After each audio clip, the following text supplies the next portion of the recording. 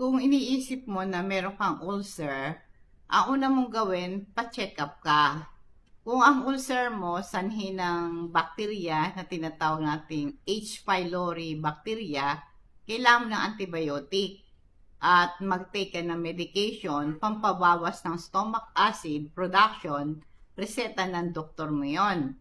Kaya nga ngayon, kailangan bukod doon sa antibiotic na ibibigay sa iyo or kaya antacid na reseta ng doktor, meron kang lifestyle changes para gumaling ang stomach ulcer mo. Una, alisin mo yung paninigarilyo mo at pag-inom mo ng alak.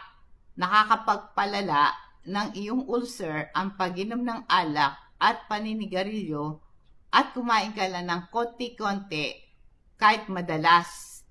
Iwasan mong kumain na nakakairita sa tiyan, mga spicy food, mga caffeine, at saka masisebong pagkain. Huwag kayo magpupuyat, matulog kang maaga, at matuto kang mag-manage ng stress mo.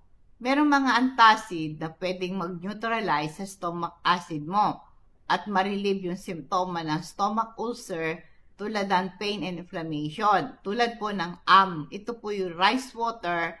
Ito'y galing sa niluluto mong kanin.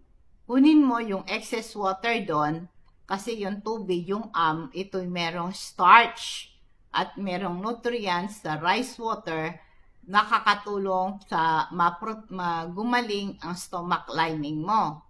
Ang rice water tumutulong para ma-reduce yung stomach acid production mo, nag-i-improve ang simptoma ng stomach ulcer. Yung cabbage juice, no? Pwede mong gawin juice ang cabbage.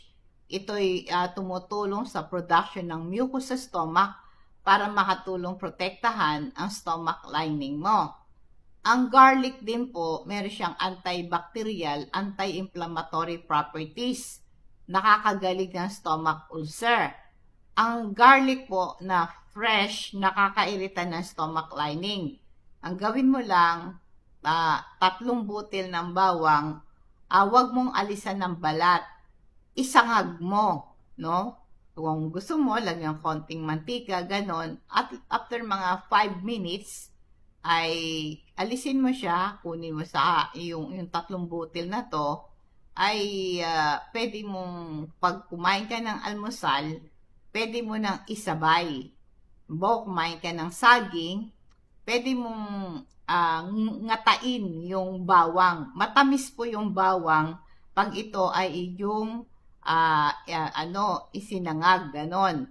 O kaya pinirito.